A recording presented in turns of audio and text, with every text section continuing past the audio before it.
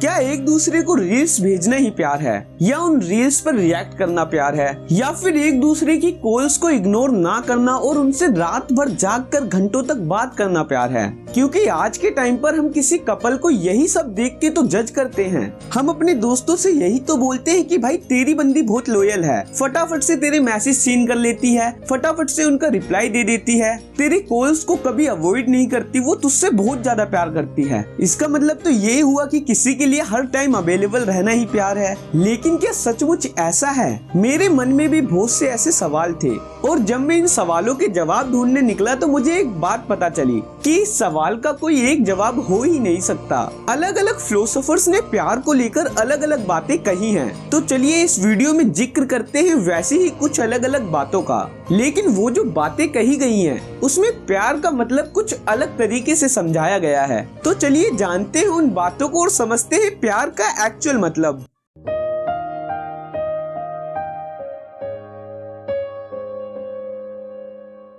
Aristotle ने love को लेके बहुत ही कमाल का कोट कहा है। वो कुछ इस प्रकार कहते हैं, love is composed of a single soul inhabiting two bodies. इसका सीधा सा मतलब है कि प्यार दो शरीर में एक आत्मा जैसा है। अगर कोई लड़का किसी लड़की से एक्चुअल में प्यार करता है तो वो शरीर तो दो प्रतीत होंगे, परंतु उनकी आत्मा एक ही होगी। उनके एक्शन, उनके थॉट्स बिल्कुल ही सिमिलर होंगे। अब इसके ऊपर एक ग्रीक राइटर यूरोपिड्स के विचार देखते हैं। उन्होंने प्यार को लेके ये कहा है, the greatest pleasure in life is love, कि जीवन की सबसे बड़ी खुशी प्यार है। आज के समय में हम मानते हैं कि पैसा और फेम ही सबसे बड़ा प्लेजर है। पैसा होगा, फेम होगा तो लाइफ सेट है, लेकिन ये सिर्फ एक मिथ है। लाइफ में पैसे और फेम से भी ग्रेटेस्ट प्लेजर लव है। एक फेमस ग्रीक फिलोसोफर थे सोफोक्लीज। उन्होंने प्यार के ऊपर ये कहा, one word frees us of all the weight and pain of life, that word is love. कि हमारी लाइफ में जितने भी दुख दर्द हैं, पीड़ा है, एकमात्र प्यार ही है जो हमें उन सब से आजाद करा सकता है। लव ही है जो हमारी इस ओवर थिंकिंग को रोक सकता है, हमारे स्ट्रेस को कम कर सकता है। एक शब्द में कहूँ तो हमें एक्चुअल सुकून का अनुभव करा सकता है। लेकिन आज के टाइम पे ये बिल्कुल ही उल्टा हो रहा है। उनकी लव लाइफ की वजह से ही उनकी लाइफ में ओवर थिंकिंग और स्ट्रेस चल रहा है। ऐसा बस इसलिए है क्योंकि वो एक्चुअल मीनिंग ऑफ लव नहीं जानते।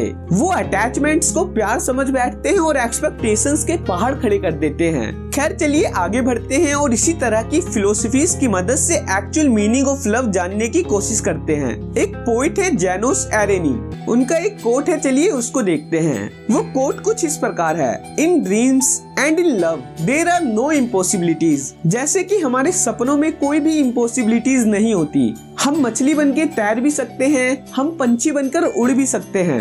There is no impossibilities. ठीक इसी तरह प्यार में भी कोई इम्पॉसिबिलिटीज नहीं है। प्यार में सब कुछ पॉसिबल है। Nothing is impossible in love. प्यार को लेके मेरी फिलोसफी थोड़ी अलग है। मैं किसी की शकल सूरत देख के उनसे प्यार नहीं करता, बल्कि मुझे तो उनकी हरकतों से प्यार हो जाता है कि वो किस बात पर किस तरह से रिएक्ट करते हैं। कहीं छोटी छोटी बात पर अग्रेसिव तो नहीं हो जाते। उनके अंदर एक्चुअल में इंसानियत है भी या बस वो इंसानियत का दिखावा करते हैं। खैर ये तो रही मेरी बात।